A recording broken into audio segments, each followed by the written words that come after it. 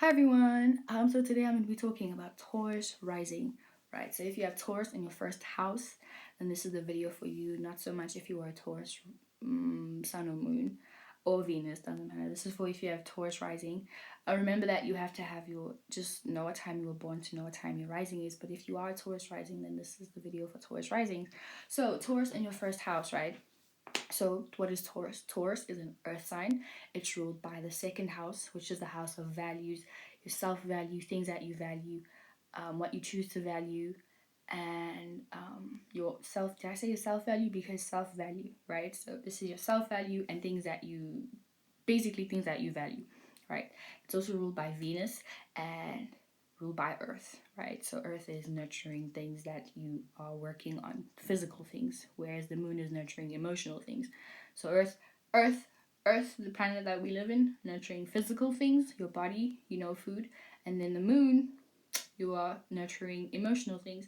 Now we know that Taurus is exalted in the moon sign, right? So if we put all of those things in the first house, we have someone who values their their identity, their I am, someone who values their personal life, right? So the first house is your personal life. The first house is the hi, I'm here world, this is what I look like forever and ever. You know what I'm saying? So you value that. You value your appearance. So this is why Taurus risings may always look good. They'll always smell good.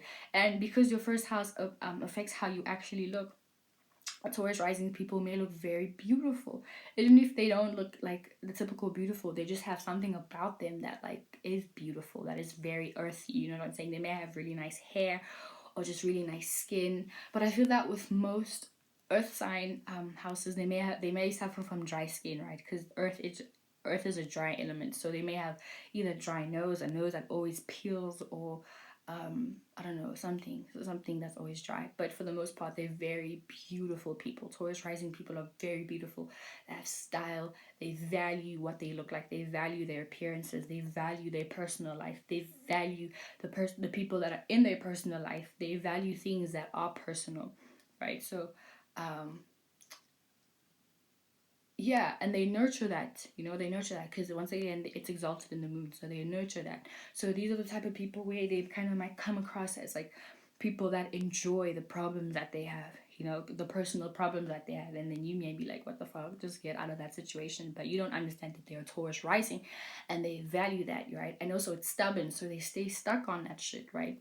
But for the most part, this is their first house. This is what they appear like. This is what they appear to look like, right? They appear to be people who are very stable. They look like people who have their life together. They look like people who have structure in their life, But for the most part, I feel like, for example, if they have if they have a fire sun and a moon, or if they have an air sun and moon, this kind of helps them to like kind of know when to simmer it down, or just they'll be a lot more grounded than any other fire sign, as opposed to, let's just say, as opposed to someone who would have fire sun, ascendant, and moon. You know what I'm saying?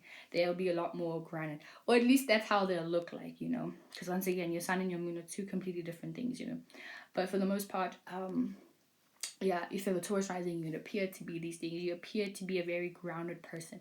You appear to be a very stable person, It may get annoying also because you may be the type of person where even if you are angry, it doesn't look like you're angry, right? Because, like, once again, Taurus is a slow moving, like it's Earth, so it's slow moving, So if you are angry, you don't look angry, right? You always kind of look like you're very calm. You look like a very calm person, and you may have a very nice voice. You probably actually do have a very nice voice, have very nice bone structure, nice teeth, probably have a very nice looking neck. Your neck's area is very, very sensitive. You probably very much like food also. But then again, it also depends on your sun and moon and rising. But for the most part, Taurus energy does like indulge you in the senses, right? So also you may also like being touched, you like the senses, and you also appear very sensual. But anyway, in your second house you have Gemini, right? So once again, Gemini is mutable air, it's communicating, thinking, very scattered energy. So I feel like because it's in your second house, which is your house of values, you value people that communicate, right? Because as a Taurus rising, you may appear. I'm making a video. Fucking weirdo. Yeah, as your second house in Gemini, right? You may value communication. You value people that like can freely express themselves, you know, in a very honest way. Because Gemini just kind of speaks about anything and everything. So you value people that communicate themselves. You value people that like just speak freely, you know, and like have a free like a very light energy to them, because Gemini is an air sign, and air signs like have a light energy to them, you know. It's not heavy, it's not dense, it's not like ugh, it's not dragging, it's just very light. So you value that. You value you value communication, you know. You like when people like express to you exactly what they want, you know what I'm saying? Because Taurus is not a complicated sign. Taurus likes 1 + 1 is 2. That's it. Let's not complicate it. Let's just let's just say a peach is a peach. If it looks like a peach, if it tastes like a peach, it's a fucking peach, you know.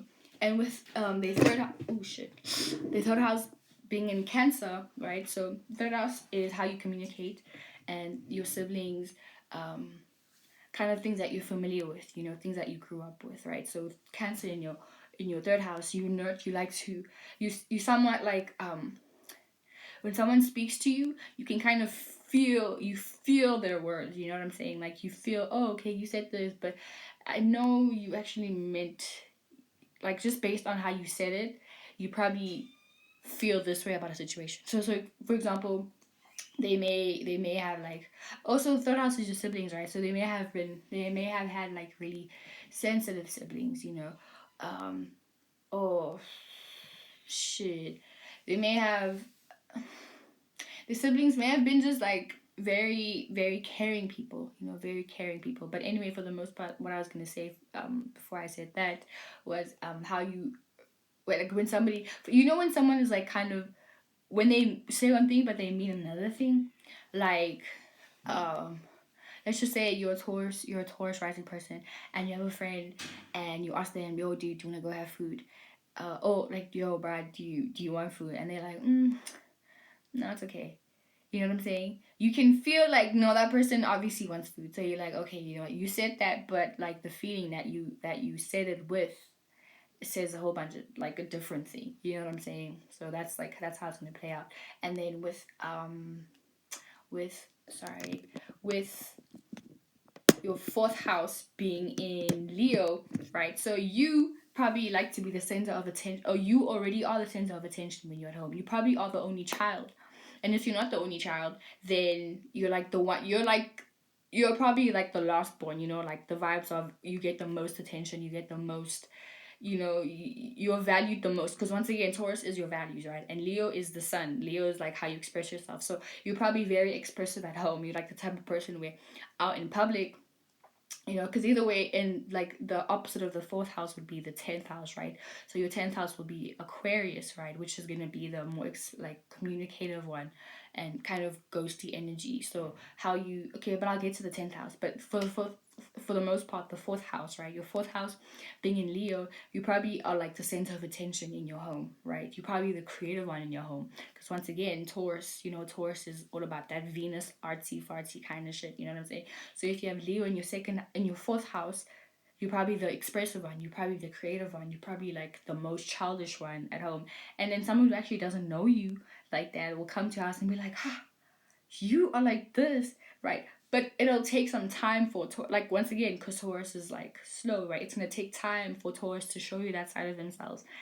But if you are if they're comfortable with you, then they will show you that, this person is actually but like you forward as hell. You know what I'm saying? Like you're very expressive, like the negative side to this is that you may even like cause drama at home, you know, just for that attention. Because once again, you may be the last born. Even if you're the first born, you're gonna fight for that attention. You know, you're gonna fight for that center stage. You're gonna do some crazy. You might disappear with someone, or just not be there for a couple of days, just so people can call you and be like, dude, where the fuck have you been? And then have your whole family call you like, dude, where the fuck have you been, dude?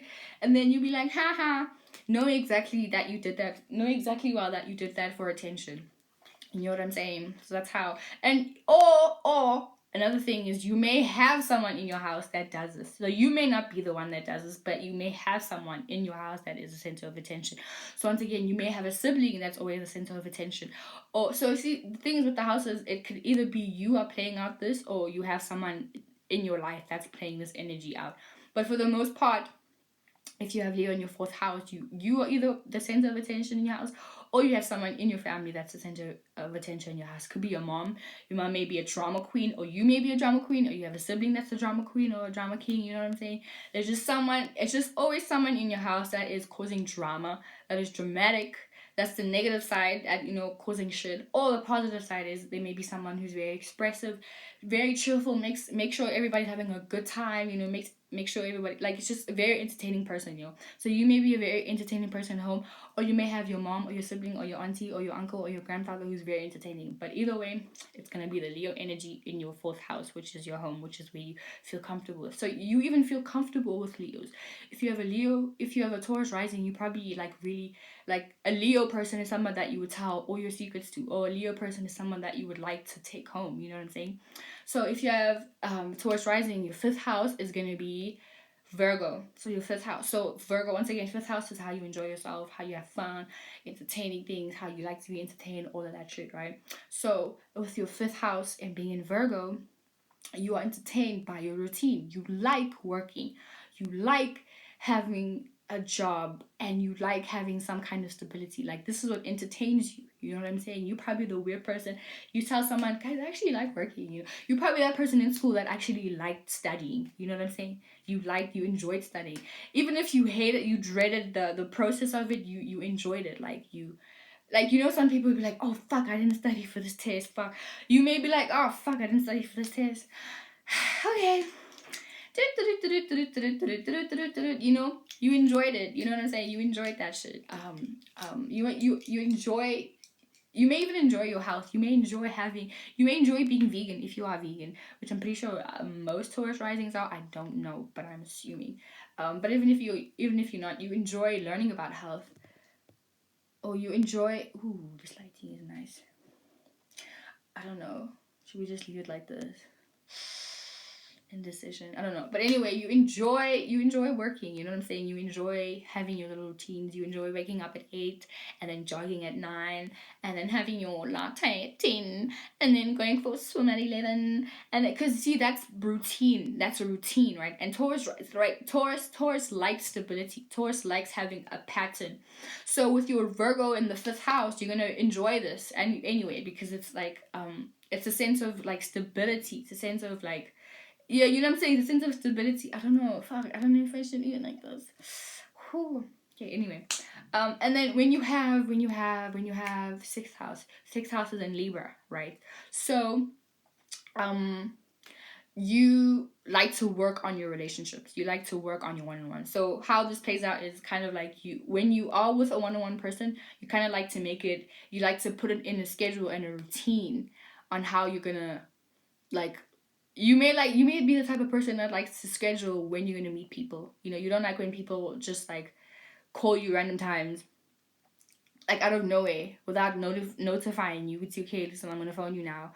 Are you free? You like having a schedule and a routine on when people can do things, or when you're gonna do things one-on-one with people. So, for example, let's say you have that one friend and you guys, like, you as a Taurus rising, you won't like spontaneity. But once again, it also depends on your sun and your moon and your rising. I mean, your sun and your moon and your Mercury and a whole bunch of other things. But just now, we're talking about the houses, the house systems, because these are your areas of life and these are things that you experience, right? So once again, it could be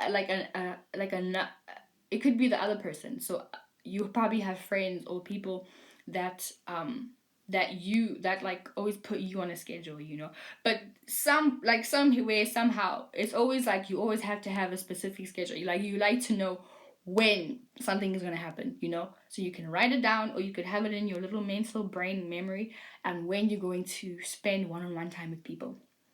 Otherwise, you're going to stay home. Otherwise, you're just going to be in your 5th house drinking your latte at 10 a.m. You know what I'm saying? It's gonna be that type of thing. And then in your 7th house, you have 7th houses. Scorpio. Yeah, you have your 7th house in Scorpio. So you usually are the type of person with Scorpio in the 7th house, right? So obviously we know that Scorpio is about your intent, your deep intentions, desires, sex, right? So you probably the type of person that, like, once you date that one person, you probably like, and you like, you've merged your secrets, your life, your emotions with them. You probably don't like to break up with that person, right? And even if you do break up with that person, it's like, shattering, because once again, Taurus is stubborn, right? Scorpio is stubborn too, but it's like Taurus is the most stubborn. Taurus is stubborn and it doesn't like to move, right? So once you have that first love kind of thing, you like to stick with that person. And you always, let's say you did break up with your first love, you know what I'm saying? It's always gonna be like you are like deeply emotionally connected to that person, no matter what. Like no matter how many relationships you go through after that, that person always has you, like, they have your heart, and it's like they have a piece of your soul, bruh.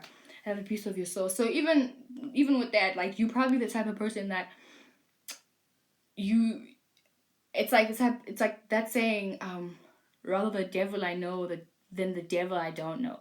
You know what I'm saying? So you're probably the type of person, like, you would want to stick to one relationship no matter how fucked up it is, no matter how much they abuse you, no matter how much they take from you, you probably just like to stick to that person just because you shared emotional bond, like you've shared an emotional bond with them, so you just want to stick with that and like continue building on with these people, with your one-on-ones.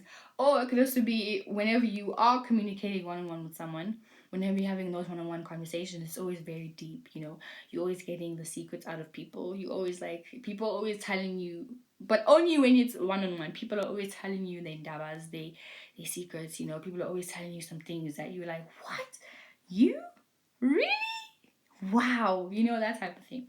And then in your 8th house you have Sagittarius, right? So with Sagittarius, 8th house once again is your desires, your deep desires, your secrets, transformation, death, all of that, right? So Sagittarius is like, the it's like the wisdom person, like the wisdom, knowledge, higher education, right? So you usually are someone that gets transformed. Like, you go through some fucked up shit only to and then once you get into the fucked up shit, right? Once you are rebirthed and once you regenerate, that's when you understand, oh, this happened because of this reason. Oh, this happened because of this reason. Oh, okay, maybe it just wasn't meant for me, But it's always when you are transformed. But here's the thing with the Taurus rising, it may take a while for you guys to transform, just because you guys don't, even if something is like hectic, like, you won't want to change or move from it just because you've already built a foundation in that and you value it, because Taurus is the house, I mean the sign of valuing things. So even if, like, if you value something, you won't want to, like, let go of it, and it may take you a while to let go of it. But if you have Sagittarius in the 8th house, once you are transformed, then you start to understand why you were transformed. You know what I'm saying? You gain those high education. I mean, that high wisdom, not high wisdom, but you gain that wisdom about why you got transformed.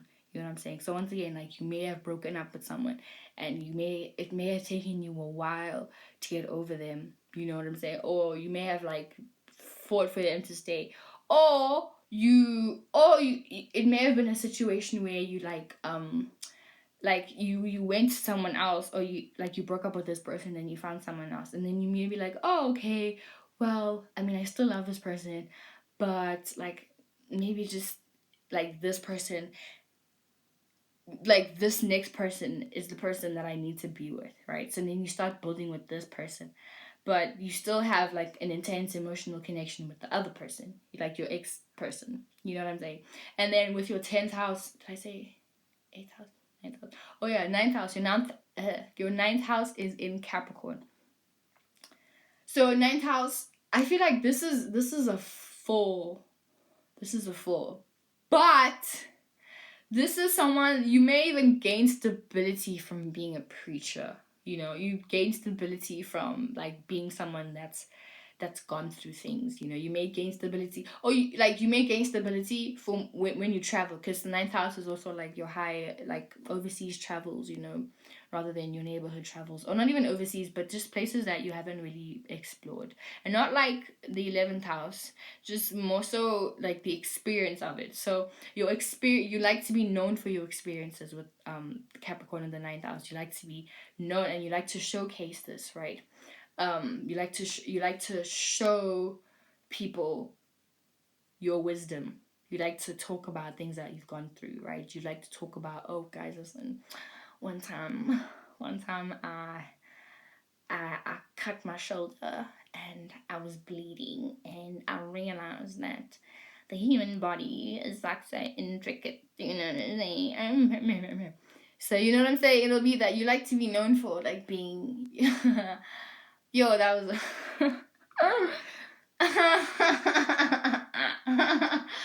oh my god. But you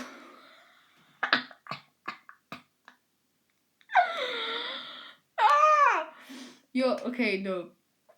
Oh, it could be that you learn from your career, right? You learn things from what you are known for. Like you learn. Oh, okay, it could play it like you can go overseas, and then you like to be, oh, I already said you like to be, you like to express or show or present what you have from where you travel to, you know, where you have traveled to, things that you've, places that you've gone to, things that you experienced, right? You like to be known for things that you've experienced, you know what I'm saying? That type of thing. And then with your 10th house being in Aquarius, right? So this is kind of cool because they're both ruled by Saturn, the 10th house and the 11th house, and the 11th house rules Aquarius, so they're both ruled by Saturn. So how you like to be, you like to like be known, oh shit, how you are seen in the world and things that you show, like your career is Aquarius type shit, right? So it's like weird shit, you know what I'm saying? So you may be known as someone that's like, you live a very weird life, your career, you do something very weird. Because once again, your 10th house, right? Your 10th house, I mean, your ninth house is Capricorn, right? So ninth house is once again wisdom, knowledge, whatever. So with all the wisdom and knowledge you've accumulated from your career, right, or from things that you've shown the world, right, you come to the 10th house, which is Aquarius, and then you know how to like form that and structure it and make it an individual thing. So you appear to be, or like things that you show for, or things that you are known for. So you may be an artist, for example, but your art is weird as hell. It's very beautiful, but it's so weird. Like your drawings are very weird. You use different kind of contour lines. The shades that you use are very weird. Or if you're into fashion, right, and you have Aquarius in your 10th house, the fashion that you wear is like so weird. Like you mix like stripes with dot polka dots. You wear a triangle ring, and then you wear a rectangle ring. I mean earring. I don't know, you have a piercing in different areas of your place. I don't know, whatever. But it's just some weirdo type of shit, right? Oh, you even make music. Your beats are like some otherworldly shit. You know what I'm saying? But it's beautiful. It's beautiful. You know, like I don't know, you own a vegan restaurant, but your vegan restaurant is not like other vegan restaurants. It's like different. It's like hella like intricate weird shit, and it's like, wow, how did you think about that, you know? Because you have Aquarius in your 10th house, and you show how things that you show for in your career is like some weirdo shit, because Aquarius is dealing with like, Aquarius is just weird energy, period. Oh my god. And then when we get to your 11th house is Pisces, right? So here you are someone that kind of knows how to, like, you know how to connect with people. So you know how to you know the right things to say, you know when the right things to say, you know the right people to go to, and you know how to connect with those people and make them feel emotionally like secure, for in order for them to like get you to wherever you need to be at. Because once again, 11th house is your connections, right? 11th house is how you like your, it's like social media kind of vibes, you know, there's like Instagram vibes, whereas third house is your siblings or people that you're familiar with. You know, it could also be on WhatsApp where you speak to your mom and your dad, like, hi mom, hi dad, how's your day? You know, that's some third house shit. And then seventh house shit is like when you with when it's just you and your bro, when it's just you and your mom, when it's just you and your dad, when it's just you and your friend, when it's just you and whoever, and then you know. So okay, let's say third house is like a young group chat, it's a young group chat with the whole family, and then seventh house is just the one-on-one thing, and then 11th house is just like the social media overall. It's like WhatsApp overall.